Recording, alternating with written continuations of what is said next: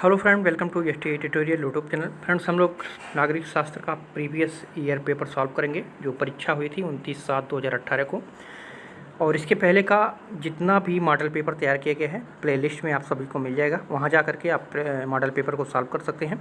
तो वीडियो को अंत तक जरूर देखिएगा। अगर वीडियो अच्छा लगे तो चैनल को सब्सक्राइब कर लीजिएगा, लाइक कीजिएगा, दोस्तों में शेयर भी जरूर कर दीजिएगा और बेल आइकन पर प्रेस कर लीजिएगा ताकि आने वाली वीडियो का नोटिफिकेशन सबसे पहले मिल सके। तो चलिए क्वेश्चन को शुरू करते हैं। पहला प्रश्न पूछा गया था, भारत का संविधान भारत को निम्नलिखित में से क्या घोषित करता है?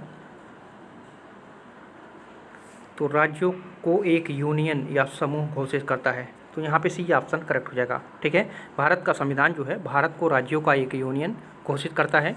अनुच्छेद 1 अर्थात इंडिया राज्यों का संघ है, ऐसा कहा गया है। और भारतीय संविधान में संघ के लिए फेडरेशन शब्द का प्रयोग नहीं किया गया है। और ये जो है कनाडा के संविधान की तरह यूनियन शब्द का प्रयोग किया गया है। तो यहाँ पे सी ऑप्शन आपका करेक्ट हो जाएगा। दूसरा नंबर क्वेश्चन पूछा गया था, भारत का संविधान निम्नलिखित में से किसको अवशिष्ट शक्तियाँ देता है?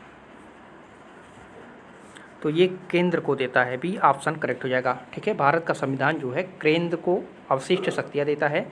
अनुच्छेद 248 में अवशिष्ट शक्तियाँ प्रदान की गई हैं और कनाडा में भी एक शक्तियाँ प्रदान की गई हैं। ठीक है, और यहाँ पे अगर देखा जाए तो अमेरिका व ऑस्ट्रेलिया में यह शक्ति जो है राज्यों को प्रदान की गई है। ठीक है, तो यहाँ पे सारे पॉइंट को याद रखिएगा। और एक और पॉइंट इसमें है कि 253 जो है ये संघ जो संसद कहा जाता है अंतर्राष्ट्रीय संधि या समझौतों को लागू करने के लिए राज्य सूची के किसी भी विषय पर विधि बना सकती है, ऐसा भी कहा गया है। तो यहाँ पे बी ऑप्शन आपका करेक्ट हो जाएगा।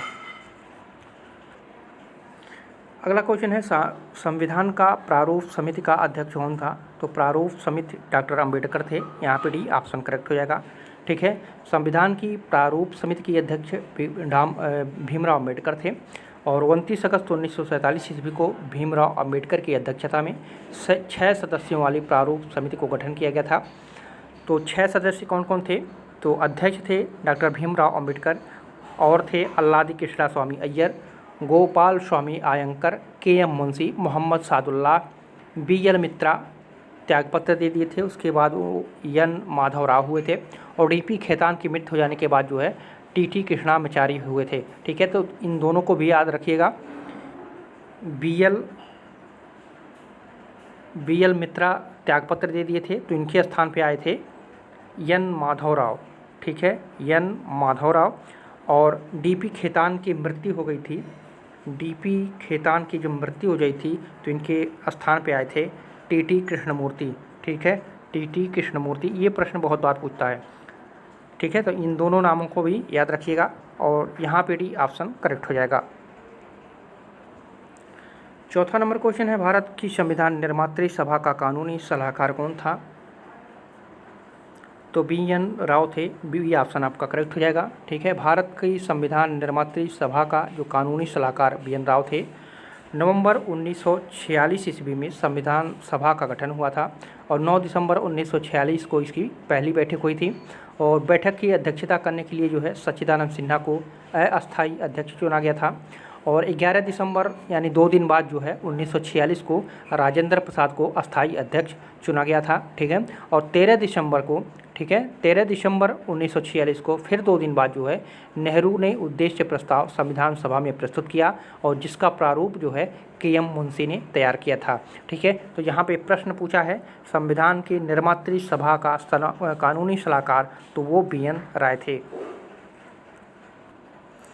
5वां नंबर क्वेश्चन है, गोपाल कृष्ण गोखले किस वर्ष अखिल भारतीय कांग्रेस समिति के अध्यक्ष बने थे? तो ये बने थे 1905 में, बी ऑप्शन आपका करेक्ट हो जाएगा। गोपाल कृष्ण गोखले वर्ष 1905 में अखिल भारतीय कांग्रेस समिति के अध्यक्ष बने थे। गोखले ने हिंदू मुस्लिम एकता को राष्ट्र के लिए हितकारी माना था। ठीक है, और तिलक ने जो है गोखले को भारत का हीरा, गोपाल कृष्ण गोखले को भारत का हीरा, महाराष्ट्र का लाल, कार्यकर्ताओं का राजा किसने कहा था? तो ये बाल गंगाधर तिलक ने कहा था। इस पॉइंट को याद रखिएगा। ठीक है, और एक पॉइंट और इसमें आता है, गोखले ने जो है 1897 ईस्वी में दक्षिण शिक्षा सोसाइटी के प्रतिनिधि के रूप में जो है बेल्वी कमीशन के सामने गवाही देने इंग्लैंड गए थे और गोपाल कृष्ण गोखले 1912 में दक्षिण अफ्रीका गए, वहाँ रंगभेद विरोधी आंदोलन में गांधी जी की सहायता भी की थी। ठीक है, तो यहाँ पे भी ये ऑप्शन आपका करेक्ट हो जाएगा और सभी पॉइंट को याद रखिएगा। अगला क्वेश्चन है निम्नलिखित में से कौन सा आयोग में सुमेलित नहीं है पूछा है। मौलिक अधिकार इधर दिया हुआ है, अनुच्छेद दिया हुआ है। तो समानता का अधिकार किसमें है? तो समानता का अधिकार आपका है 14 से 18, तो ये सुमेलित है, सही है। धार्मिक स्वतंत्रता का अधिकार किसमें है? तो धार्मिक स्वतंत्रता का 23-24 है, ये भी सही है। ठीक है, और संस्कृति और शिक्षा संबंधी अधिकार ये किसमें है? तो 29-30 में है, ये भी आपका सही है। ठीक है, और स्वतंत्रता का अधिकार 19-22 से है, ये भी सही है। ठीक है, ये नहीं सही है। धार्मिक स्वतंत्रता का अधिकार 23-24 में नहीं है। धार्मिक स्वतंत्रता का अधिकार किस में है? तो ये है 25 से लेकर के 28 में। ठीक है, तो यहाँ पे देख लीजिए, आपका नहीं पूछा है तो यहाँ पे बी ऑप्शन सही जाएगा, क्योंकि धार्मिक स्वतंत्रता का अधिकार जो दिया है ये 25 से लेकर के 28 तक है। ठीक है, और 23 से 24 क्या है? तो 23 से 24 में जो है शोषण के विरुद्ध अधिकार है। ठीक है, शोषण के विरुद्ध अधिकार है, इसको भी याद रखिएगा। तो यहाँ पे बी ऑप्शन सही हो जाएगा। 7वां नंबर क्वेश्चन है, एक अंतर्राज्यीय परिषद की स्थापना की जा सकती है, तो किसके द्वारा की जा सकती है? तो राष्ट्रपति के द्वारा। ए ऑप्शन आपका सही हो जाएगा। एक अंतर्राज्यीय परिषद की स्थापना जो है राष्ट्रपति द्वारा की जा सकती है। अंतर्राज्यीय परिषद जो है राज्यों और केंद्र सरकार के बीच समन्वय के लिए एक अस्थायी संवैधानिक संस्था नहीं है। दरअसल राष्ट्रपति किसी भी समय जो है इसे स्थापित कर सकते हैं अगर उन्हें लगता है कि यह जनता के लिए लाभ होगी तब। ठीक है, तो यहाँ पे सी ए ऑप्शन आपका करेक्ट हो जाएगा। अगला क्वेश्चन है, भारतीय संविधान में कितनी अनुसूचियाँ हैं? ये पूछा गया था, तो 12 अनुसूचियाँ हैं। ठीक है, भारतीय संविधान में 12 अनुसूचियाँ हैं। 26 जनवरी 1950 ईस्वी को लागू संविधान में जो है 22 भाग थे, 395 अनुच्छेद थे, 12 अनुसूचियाँ हैं। ठीक है, तो यहाँ पे आपका डी ऑप्शन करेक्ट हो जाएगा। अगला क्वेश्चन है, पंचायती राज से संबंधित निम्नलिखित समितियों पर विचार कीजिए तथा उन्हें कालक्रम के अनुसार व्यवस्थित कीजिए। तो अशोक मेहता समिति का कालक्रम क्या था? तो ये था 1978। बलवंत राय मेहता समिति कब आई थी? तो 1957। ठीक है, यमल सिंधवी समिति कब आई थी? तो यमल सिंधवी समिति आई थी 1986 में। थोंगन समिति ये आई थी आपका 1988 में। ठीक है, तो सबसे पहले आया था बलवंत राय मेहता समिति। तो 2 किस्में हैं, तो यहाँ पे देख लीजिए 2 पहले ही है, तो यहाँ पे भी ऑप्शन आपका पहले ही सही हो जाएगा। लेकिन आप लोग डेट जरूर याद रखिएगा, ये क्वेश्चन बहुत बार रिपीट करता है मिलान करने के लिए। ठीक है, तो डेट जरूर याद रखिएगा, सन जरूर याद रखिएगा, यहाँ पे भी ऑप्शन आपका करेक्ट हो जाएगा। 10वां नंबर क्वेश्चन है, पंचायत चुनाव कराने हेतु निर्णय किसके द्वारा लिया जाता है? तो राज्य सरकार के द्वारा। ठीक है, पंचायत चुनाव कराने हेतु निर्णय जो है राज्य सरकार द्वारा लिया जाता है। पंचायतों के चुनाव के लिए एक राज्य निर्वाचन आयोग का भी प्रावधान किया गया है, जिसके अध्यक्ष व सदस्य की नियुक्ति जो है राज्यपाल करेगा और इसे जो है राज्य विधानमंडल के 2/3 बहुमत से हटा सकती है। ठीक है, और इसमें महत्वपूर्ण कुछ तथ्य दिए होते हैं, जैसे अनुच्छेद 40 में कहा गया है कि राज्य की सरकारें को ग्राम पंचायत को संगठित करने का निर्देश देता है, ये बताता है अनुच्छेद 40। ठीक है, और भारत में देखा जाए तो भारत में सर्वप्रथम पंचायती राज राजस्थान और आंध्र प्रदेश में प्रारंभ किया गया था और पंचायती राज्य जो है ये किस सूची में है? तो ये राज्य सूची में है। ठीक है, तो ये सभी पॉइंट को याद रखिएगा, यहाँ पे भी ऑप्शन करेक्ट हो जाएगा।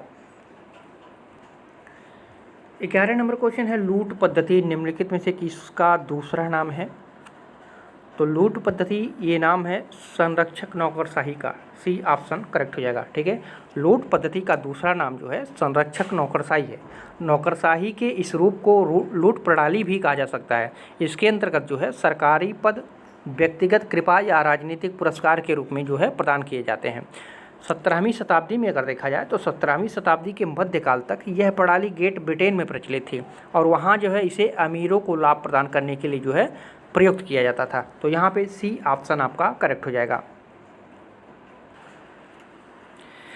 12 नंबर क्वेश्चन है 1885 ईस्वी में भारतीय प्रधानमंत्री ने एशिया में क्षेत्रीय सहयोग के लिए किस संगठन की स्थापना में महत्वपूर्ण भूमिका निर्वहन किया था? तो ये था दक्षिण एशियाई क्षेत्रीय सहयोग संगठन। ए ऑप्शन आपका सही हो जाएगा। 1885 ईस्वी में भारतीय प्रधानमंत्री ने एशियाई क्षेत्रीय सहयोग के लिए जो है दक्षिण एशियाई क्षेत्रीय सहयोग संगठन की स्थापना में महत्वपूर्ण भूमिका का निर्वहन किया था और इसकी स्थापना जो हुई थी 8 दिसंबर 1985 को हुआ था और भारत, पाकिस्तान, बांग्लादेश, श्रीलंका, नेपाल, मालदीव, भूटान द्वारा जो है मिलकर ये बनाई गई थी। ठीक है, तो यहाँ पे आपका ए ऑप्शन आपका सही हो जाएगा। 13 नंबर क्वेश्चन है इनमें से कौन निर्गुट आंदोलन का संस्थापक नेता नहीं है? निर्गुट आंदोलन का संस्थापक नेता इसमें से कौन सा नहीं है?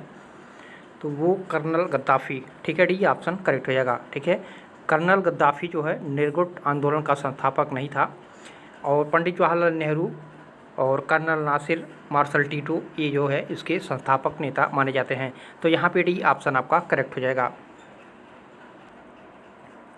14 नंबर क्वेश्चन है भारतीय संविधान का कौन सा अनुच्छेद अंतर्राष्ट्रीय संबंधों से संबंधित है? तो अनुच्छेद 51। ठीक है, भारतीय संविधान का जो अनुच्छेद 51 है ये अंतर्राष्ट्रीय संबंधों से संबंधित है। अनुच्छेद 50 ये जो है कार्यपालिका से न्यायपालिका का पृथक्करण से संबंधित है। अनुच्छेद 52 भारत का एक राष्ट्रपति से है और इस अनुच्छेद में कहा गया है कि भारत का एक राष्ट्रपति होगा। अनुच्छेद 53 संघ की कार्यपालिका शक्ति से संबंधित है। तो यहाँ पे बी ऑप्शन सही हो जाएगा। चारों को आप लोग याद रखिएगा। 15 नंबर क्वेश्चन है निम्नलिखित में से कौन सा भारतीय विदेश नीति में पंचशील का सिद्धांत नहीं है? तो ये आपका यथार्थवाद, ये पंचशील का सिद्धांत नहीं है। ठीक है, भारतीय विदेश नीति में पंचशील का सिद्धांत यथार्थवादी नहीं है। पंडित नेहरू ने 1954 ईस्वी में भारत चीन समझौते में पंचशील सिद्धांत का प्रतिपादन किया था। इनमें जो है 5 सिद्धांत दिए गए थे। पहले में कहा गया था एक दूसरे के प्रादेशिक एकता व अखंडता का सम्मान करेंगे, अनाक्रमण करेंगे, आंतरिक मामलों में हस्तक्षेप होगा, समानता और परस्पर लाभ होगा, शांतिपूर्ण सह अस्तित्व रहेगा। ये 5 पंचशील सिद्धांत पर इसी पर हस्ताक्षर किए गए थे। तो यहाँ पे आपका डी ऑप्शन सही हो जाएगा। यथार्थवाद जो है उसका सिद्धांत नहीं है। 16 नंबर क्वेश्चन है उदारवाद का जनक किसे कहा जाता है? तो जॉन लॉक को उदारवाद का जनक जॉन लॉक को कहा जाता है। लॉक के अनुसार प्राकृतिक नियम विवेक का विधान है जो सभी को बाध्य करते हैं कि सभी समान और स्वतंत्र हैं, इसलिए जीवन, स्वतंत्रता और संपत्ति को क्षति नहीं पहुंचानी चाहिए। ठीक है, तो यहाँ पे डी ऑप्शन आपका करेक्ट हो जाएगा। 17 नंबर क्वेश्चन है स्वतंत्रता अतिशासन का विरोधी है, यह किसने कहा है? तो ये कहा था सीले ने। सी ऑप्शन आपका करेक्ट हो जाएगा। स्वतंत्रता अतिशासन का विरोधी है, यह कथन सीले का है। ठीक है, और लॉक ने स्वतंत्रता के बारे में एक कोटेशन दिया था, जहाँ कोई विधि नहीं है वहाँ कोई स्वतंत्रता नहीं है। इसको भी याद रखिएगा। इन्होंने कहा था जहाँ कोई विधि नहीं है वहाँ स्वतंत्रता नहीं है। ठीक है, तो यहाँ पे सी ऑप्शन आपका करेक्ट हो जाएगा। 18 नंबर क्वेश्चन है संप्रभुता की अवधारणा निम्नलिखित में से मुख्यतः क्या है? तो वह है वैधानिक। ठीक है, बी ऑप्शन करेक्ट हो जाएगा। संप्रभुता की अवधारणा मुख्यतः वैधानिक है। वैधानिक संप्रभु वह है जिसके पास कानून निर्माण करने और तथा उसे लागू करने की सर्वोच्च शक्ति हो। कानूनी संप्रभु निश्चित होती है। राजनीतिक संप्रभुता, डायसी ने जो है राजनीतिक संप्रभुता के सिद्धांत का प्रतिपादन किया था और डायसी के अनुसार जो है वकील लोग जिस प्रभुसत्ताधारी को मान्यता देते हैं उसके पीछे एक दूसरा प्रभुसत्ताधारी रहता है जिसके सामने कानूनी प्रभुसत्ताधारी को झुकना पड़ता है। ये कहा था किसने? तो ये डायसी ने कहा था। ठीक है, तो यहाँ पे बी ऑप्शन करेक्ट हो जाएगा। संप्रभुता की अवधारणा जो है ये वैधानिक है। 19 नंबर क्वेश्चन है निम्नलिखित में से कौन सी संप्रभुता की विशेषताएं हैं? तो संप्रभुता की विशेषताएं दोनों हैं, अस्थायित्व और सार्वभौमिकता। अस्थायित्व एवं सार्वभौमिकता दोनों जो है संप्रभुता की विशेषताएं हैं। अस्थायित्व संप्रभुता उतना अस्थायी है जितना कि राज्य, और सार्वभौमिकता संप्रभु राज्य के अंदर सभी व्यक्तियों और संगठनों पर सर्वोच्च है। तो यहाँ पे सी ऑप्शन आपका करेक्ट हो जाएगा। 20वां नंबर क्वेश्चन है निम्नलिखित में से कौन सी संस्थात्मक शासन की विशेषताएं नहीं हैं?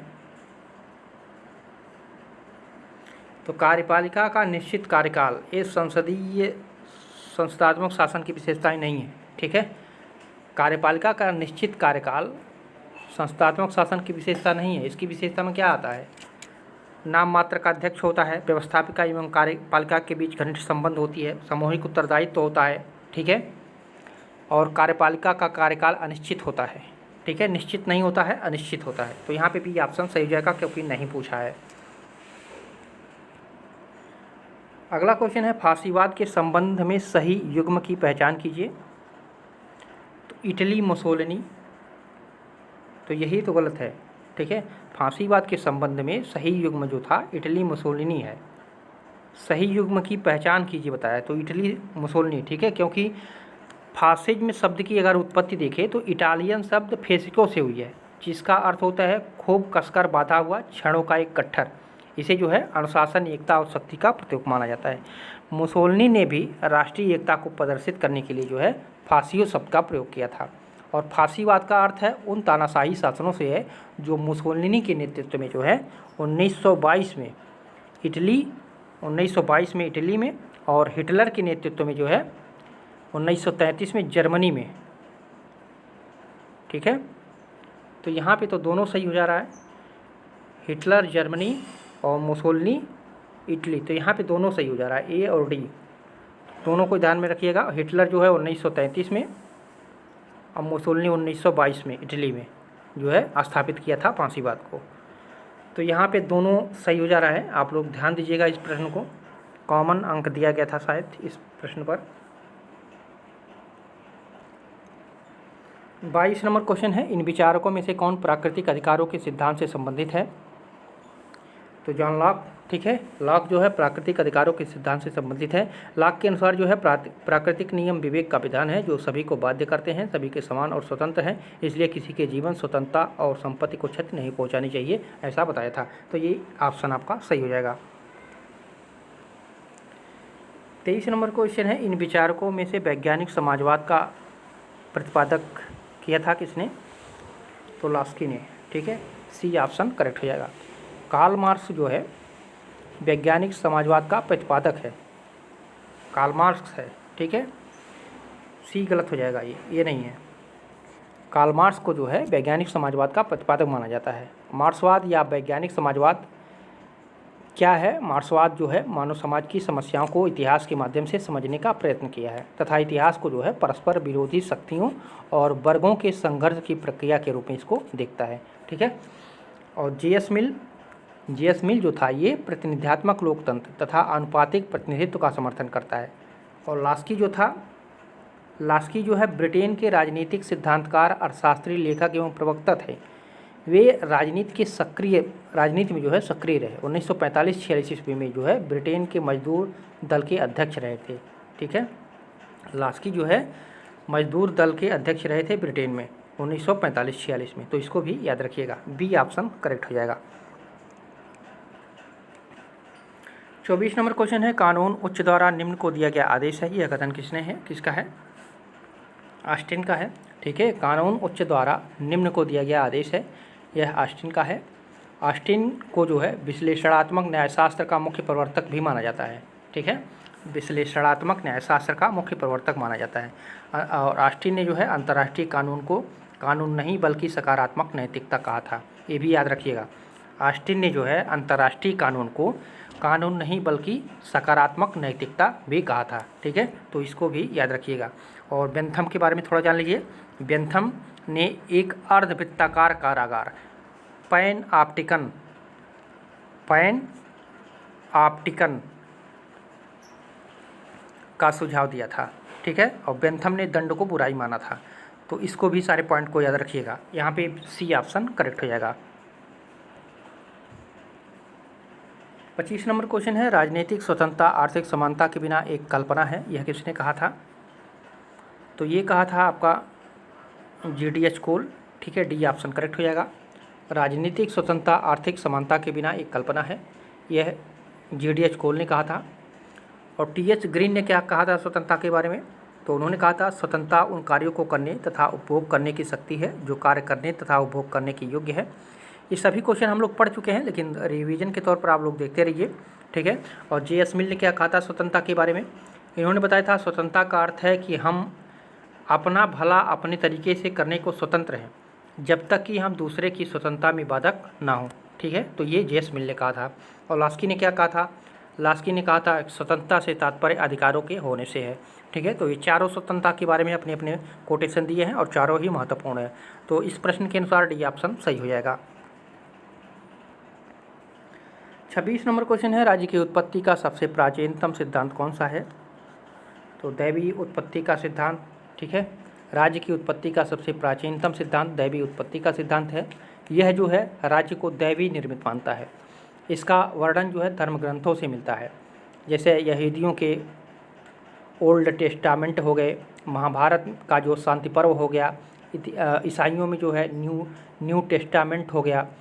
ठीक है, इसके लिए जेलिनेक ने कहा था कि राज्य की उत्पत्ति का दैवी सिद्धांत सबसे प्राचीन है। इसको भी आप याद रखिएगा, राज्य की उत्पत्ति का सबसे प्राचीन सिद्धांत दैवीय उत्पत्ति का सिद्धांत है। ये किसने कहा था? तो ये जेलिनेक ने कहा था। इसको भी याद रखिएगा, जेलिनेक।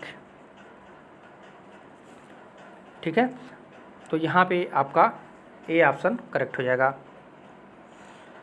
और शक्ति सिद्धांत क्या है? शक्ति सिद्धांत के बारे में थोड़ा जान लीजिए। शक्ति सिद्धांत इसके अनुसार जो है बलवान द्वारा कमजोरों पर हर समाज और हर युग में शक्ति के बल पर नियंत्रण स्थापित करने के कारण राज्य की उत्पत्ति हुई है।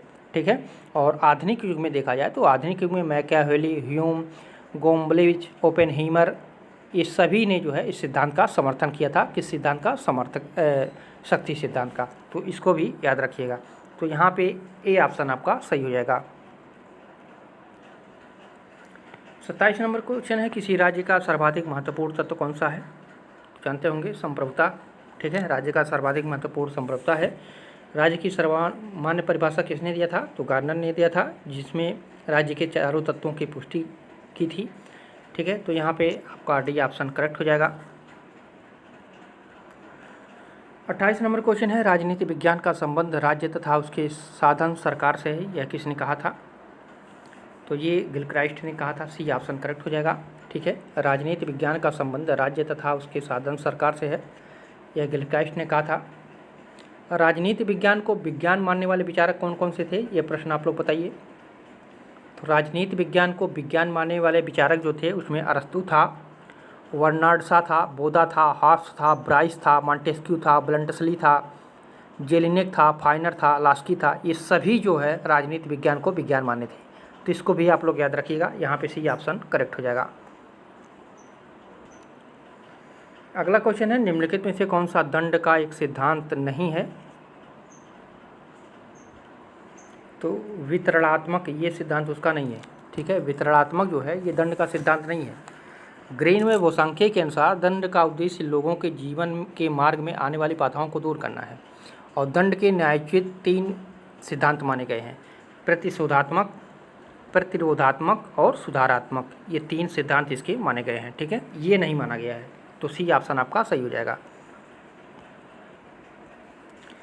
30वां नंबर क्वेश्चन है, इनमें से किसने बहुलवाद का समर्थन नहीं किया है? तो हेगेल जो था ये बहुलवाद का समर्थन नहीं किया था। ठीक है, बहुलवाद को विचारधारा के रूप में स्थापित करने का श्रेय जो है जर्मन समाजशास्त्री गिरियक तथा ब्रिटिश विद्वान मेटलैंड को जाता है। ठीक है, और जिन्हें आधुनिक राजनीतिक बहुलवाद का जनक कहा जाता है, इन दोनों को। तो यहाँ पे आपका डी ऑप्शन करेक्ट हो जाएगा। 31 नंबर क्वेश्चन है, निम्नलिखित में से कौन सा युग में सुमेलित नहीं है पूछा है। यहाँ पे घटना दिया है और तिथि दिया है।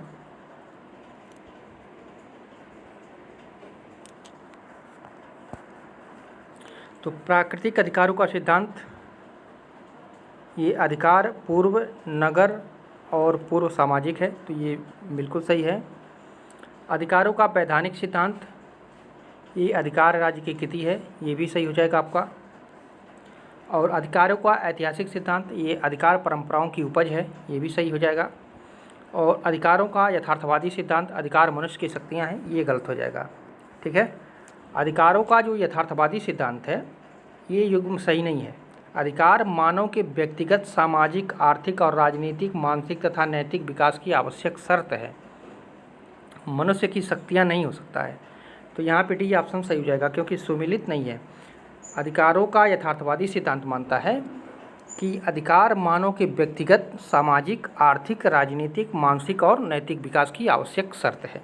ठीक है, तो यहाँ पे डी ऑप्शन आपका सही हो जाएगा, ये सुमेलित नहीं है। 32 नंबर क्वेश्चन है, निम्नलिखित में से कौन सी राजनीतिक दल की विशेषता नहीं है? अवैधानिक साधनों का प्रयोग ये राजनीतिक दल की विशेषता नहीं है। ठीक है, लासवेल ने बताया था कि राजनीतिक दल ऐसे संगठन हैं जो चुनाव में प्रत्याशियों तथा मुद्दों को प्रस्तुत करने के लिए जो है विशेषज्ञता रखते हैं, और इनकी प्रमुख विशेषताएं जो होती हैं, अस्थायी संगठन होता है, लोकतंत्र में विश्वास होता है, वैचारिक एकता होता है, बहुमत के निर्णय को स्वीकार करना, ये सभी उसके विशेषताएं होती हैं। लेकिन अवैधानिक साधनों का प्रयोग ये उसकी विशेषता नहीं होती है, तो यहाँ पे भी ऑप्शन सही हो जाएगा। 33 नंबर क्वेश्चन है, इनमें से किसने दबाव गुटों को एक अज्ञात साम्राज्य की संज्ञा दी है? तो ये दिया था फाइनर ने। ठीक है, दबाव गुटों को जो है एक अज्ञात साम्राज्य की संज्ञा फाइनर ने दी थी। दबाव या हित समूह जो है मनुष्यों के ऐसे संगठित समूह है जिनका उद्देश्य शासन के निर्णयों को प्रभावित करना है, लेकिन वे स्वयं अपने सदस्यों को शासन के पदों पर स्थापित करने का प्रयत्न नहीं करते हैं। ठीक है, तो यहाँ पे ए ऑप्शन आपका सही हो जाएगा। और आर्थर वेंटले को जो है समूह सिद्धांत का या दबाव समूह का जन्मदाता माना जाता है। ठीक है, और सेलिन ने जो है दबाव समूह को औपचारिक सरकार कहा है, इसको भी याद रखिएगा। दबाव समूह या दबाव गुटों के जन्मदाता कौन है? आर्थर वेंटले। आर्थर वेंटले। और दबाव समूह या दबाव गुटों को औपचारिक सरकार किसने कहा था? तो सेलिन। ठीक है, सेलिन ने कहा था। तो इस सभी को याद रखिएगा, यहाँ पे सभी पॉइंट को ए ऑप्शन सही हो जाएगा। 34 नंबर क्वेश्चन है, राज्य का वर्ग सिद्धांत किसके द्वारा प्रतिपादित किया गया था? तो ये मार्क्स के द्वारा, ए ऑप्शन सही हो जाएगा। राज्य का वर्ग सिद्धांत जो है मार्क्स ने प्रतिपादित किया। वर्ग संघर्ष का सिद्धांत ऐतिहासिक द्वंद्ववाद के सिद्धांत का उपपरिणाम है। मार्क्स के अनुसार जो है वर्ग एक सामूहिक एकता है, जैसे हीगल के लिए राष्ट्र एक सामूहिक एकता है। ठीक है, तो यहाँ पे ए ऑप्शन आपका करेक्ट हो जाएगा। 35 नंबर क्वेश्चन है, प्राकृतिक अवस्था वाले मनुष्य को आदर्श बर्बर की संज्ञा किसने दी थी? तो ये दिया था रूसो। ठीक है, सी ऑप्शन करेक्ट हो जाएगा।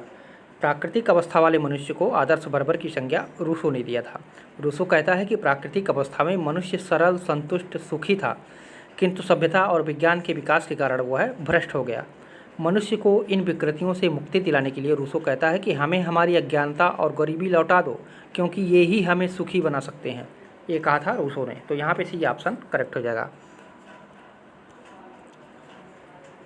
36 नंबर क्वेश्चन है, निम्नलिखित में से अरस्तु की प्रसिद्ध पुस्तक कौन सी है? तो पॉलिटिक्स।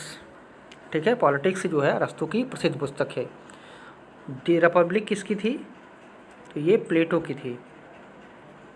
लॉज किसका है? प्लेटो का है। ठीक है, द सोशल कॉन्ट्रैक्ट किसका है?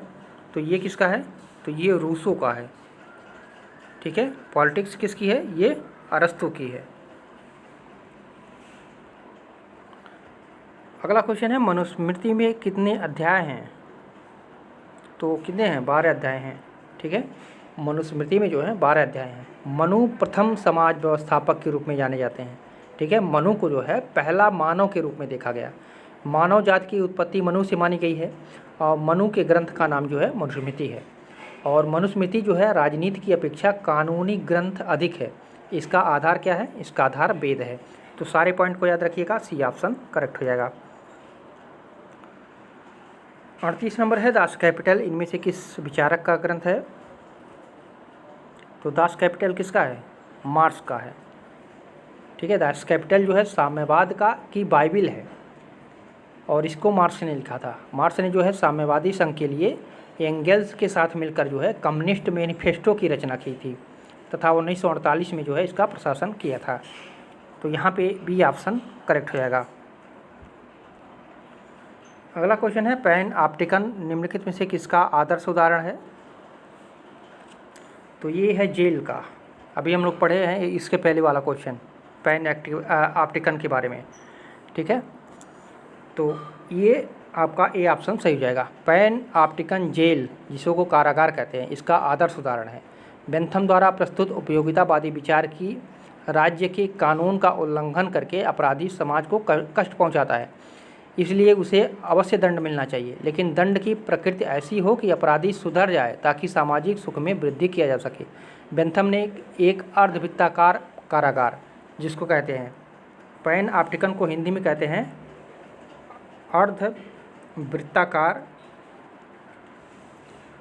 कारागार, तो बेंथम ने इसका सुझाव दिया था। ठीक है, बेंथम ने इसका सुझाव दिया था, तो ए ऑप्शन सही हो जाएगा। इसका आदर्श उदाहरण जो है वो जेल है। 40 नंबर क्वेश्चन है, निम्नलिखित में से किस पुस्तक के लेखक बाल गंगाधर तिलक के हैं? तो ये सभी उनकी पुस्तक है। The architect home, the Vedas, Gita Rahasya, the Orion, ये सभी पुस्तकें किसकी हैं? बाल गंगाधर तिलक की हैं।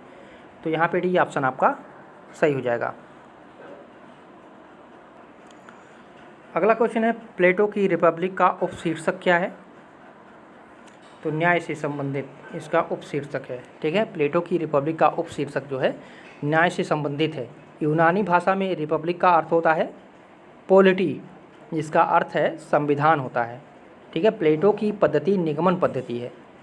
ठीक है, प्लेटो की जो पद्धति है वो निगमन पद्धति है, और रिपब्लिक का अर्थ होता है यूनानी भाषा में पोलिटी, जिसका अर्थ होता है संविधान। ठीक है, तो यहाँ पे ए ऑप्शन सही हो जाएगा। प्लेटो ने आदर्श राज्य की स्थापना के लिए 2 साधनों का प्रयोग किया था, एक शिक्षा, दूसरा साम्यवाद। और प्लेटो की शिक्षा का स्वरूप कैसा था? तो प्लेटो की शिक्षा एथेंस और स्पार्टा की शिक्षा प्रणालियों की में समन्वय का परिणाम माना जाता है। ठीक है, तो यहाँ पे सभी पॉइंट को याद रखिएगा, ए ऑप्शन सही हो जाएगा। अगला क्वेश्चन है, मानव चेतना स्वतंत्रता की कामना करती है, स्वतंत्रता में अधिकार शामिल है और अधिकार राज्य की मांग करते हैं, यह किसका कथन है? तो ये ग्रीन का है, ए ऑप्शन सही हो जाएगा।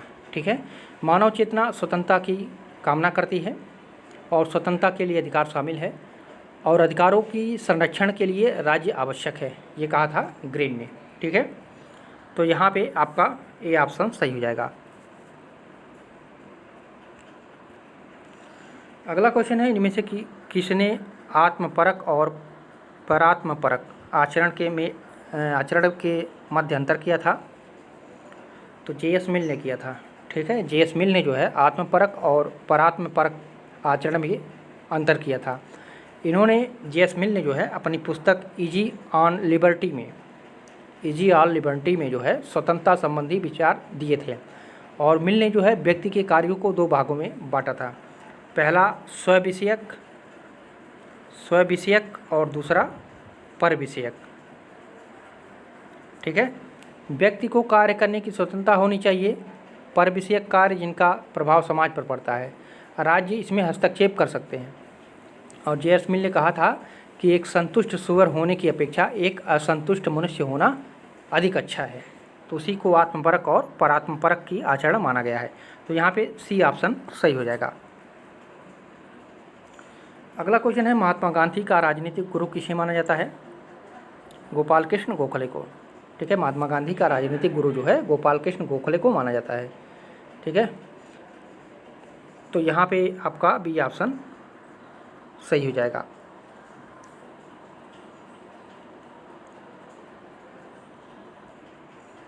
अगला क्वेश्चन है, तिलक को भारतीय शांति का जनक की संज्ञा किसने दी थी?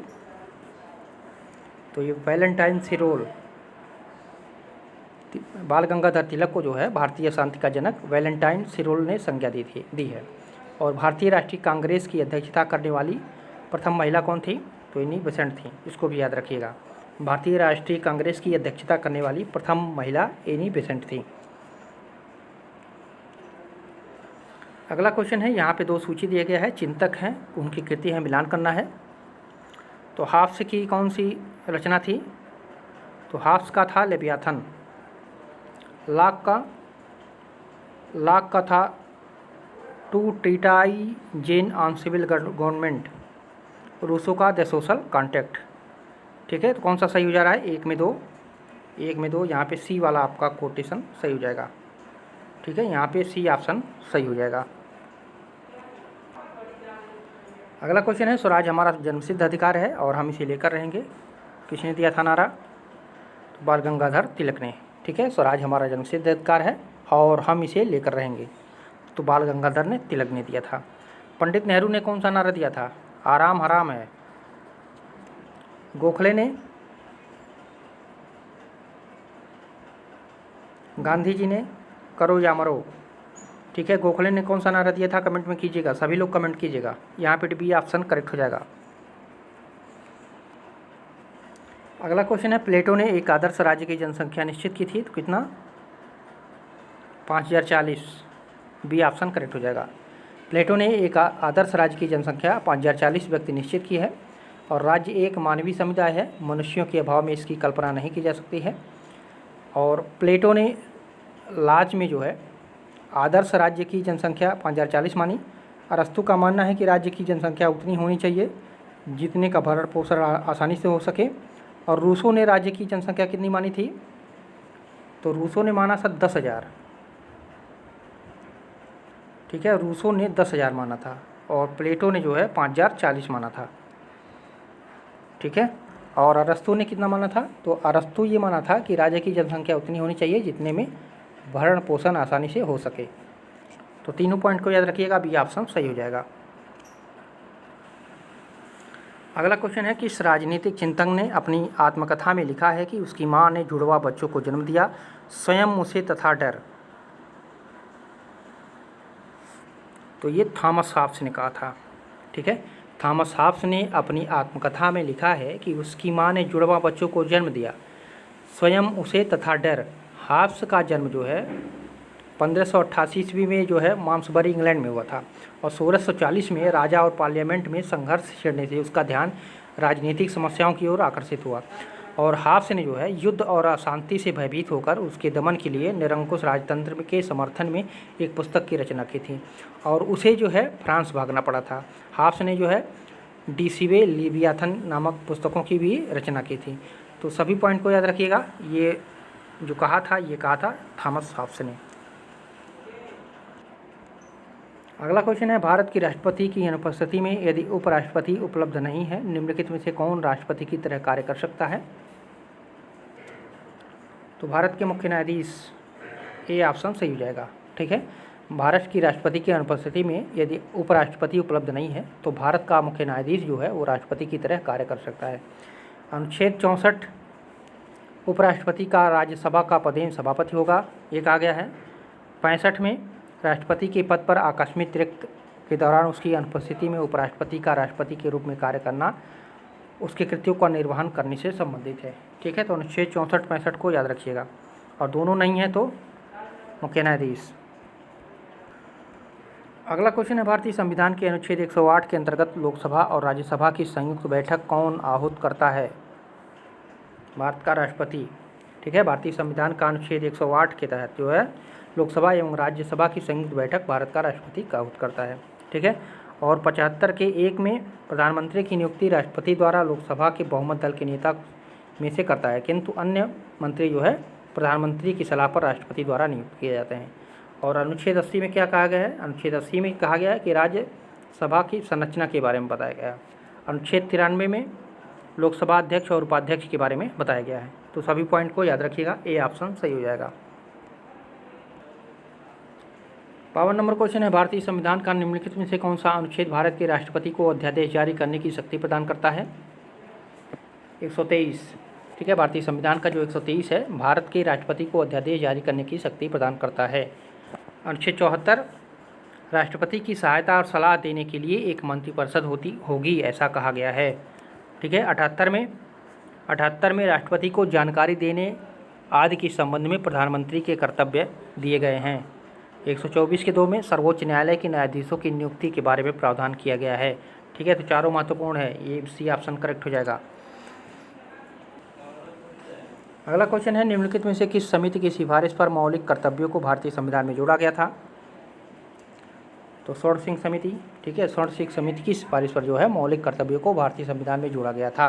ठीक है, 1976 ईस्वी में जो 42वां संविधान संशोधन हुआ था। ठीक है, और संविधान के पहले इसमें 10 मूल कर्तव्य थे, लेकिन 86वें संविधान संशोधन द्वारा जो है एक कर्तव्य और बढ़ा दिया गया। अब कुल जो है 11 मौलिक कर्तव्य हैं। बलवंत राय मेहता समिति ये किससे संबंधित है? तो पंचायती राज से संबंधित है। इन्होंने भारत में जो है त्रिस्तरीय पंचायती समिति की सिफारिश की थी। तो यहाँ पे सी ऑप्शन करेक्ट हो जाएगा। अगला क्वेश्चन है कि संविधान संशोधन द्वारा केंद्रीय मंत्रियों की संख्या लोकसभा की कुल संख्या के 15% पर सीमित कर दी गई है। 91वां, ठीक है, 91वां जो संविधान संशोधन द्वारा केंद्रीय मंत्रियों की संख्या लोकसभा की कुल सदस्य संख्या के 15% पर सीमित कर दी गई है। और 52वां संविधान संशोधन द्वारा जो है संविधान की 8वीं अनुसूची में बोडो, डोगरी, मैथिली, संथाली भाषाओं का समावेश किया गया था। ठीक है। और 93वां संविधान संशोधन, इसके द्वारा जो है सामाजिक व शैक्षिक रूप से कमजोर, अनुसूचित जनजाति और पिछड़े वर्गों के लोगों को शिक्षण संस्थानों में प्रवेश संबंधी आरक्षण का प्रावधान किया गया है। ठीक है। तो तीनों महत्वपूर्ण है, ए ऑप्शन सही हो जाएगा। 55 नंबर है, भारतीय संविधान के किस अनुच्छेद में निर्वाचन आयोग के लिए प्रावधान है? तो ये अनुच्छेद 324, ठीक है। भारतीय संविधान में 324 में निर्वाचन आयोग के लिए प्रावधान किया गया है। 320 में क्या है? तो 320 में लोक सेवा आयोग के कृत्यों के बारे में बताया गया है। ठीक है। 322 में क्या है? तो 322 में लोक सेवा आयोग के व्यय के बारे में बताया गया है, आयोग के व्यय के बारे में बताया गया है। 326 में लोकसभा और राज्यों की विधानसभाओं के लिए निर्वाचनों का वयस्क मताधिकार के आधार पर होना, ऐसा उसमें वर्णन किया गया है। तो चारों महत्वपूर्ण है, यहाँ पे सी ऑप्शन सही हो जाएगा। अगला क्वेश्चन है, दक्षिण अफ्रीका में महात्मा गांधी के आश्रम का क्या नाम है? तो फिनिक्स, ये ऑप्शन सही हो जाएगा। दक्षिण अफ्रीका में महात्मा गांधी के आश्रम का नाम फिनिक्स है। इन्होंने जो है 1904 ईस्वी में डरबन, दक्षिण अफ्रीका में फिनिक्स आश्रम की स्थापना किया था। और महात्मा गांधी ने साबरमती आश्रम की स्थापना 1915 में किया था। सत्याग्रह, गांधी जी ने सत्याग्रह जो है ये कहाँ का है? तो सत्याग्रह जो है ये गांधी जी ने अहिंसा के सिद्धांत को मूर्त रूप देने के लिए राजनीतिक क्षेत्र में जिस कार्य पद्धति का प्रयोग किया वह सत्याग्रह है। सत्याग्रह का शाब्दिक अर्थ क्या होता है? सत्य के लिए आग्रह करना। तो यहाँ पे सभी को याद रखिएगा, ए ऑप्शन सही हो जाएगा। अगला क्वेश्चन है, निम्नलिखित में से किस सदन की अध्यक्षता ऐसा व्यक्ति करता है जो उस सदन का सदस्य नहीं है? तो राज्यसभा, ठीक है। राज्यसभा सदन की अध्यक्षता ऐसा व्यक्ति करता है जो इस सदन का सदस्य नहीं होता है। राज्यसभा एक अस्थायी सदन है। इसका पहली बार गठन कब हुआ था? तो इसका पहली बार गठन जो हुआ था 3 मई 1952 को हुआ था। राज्यसभा के सदस्यों का कार्यकाल 6 वर्ष होता है, ठीक है, लेकिन अब 5 वर्ष कर दिया गया, 6 वर्ष होता है।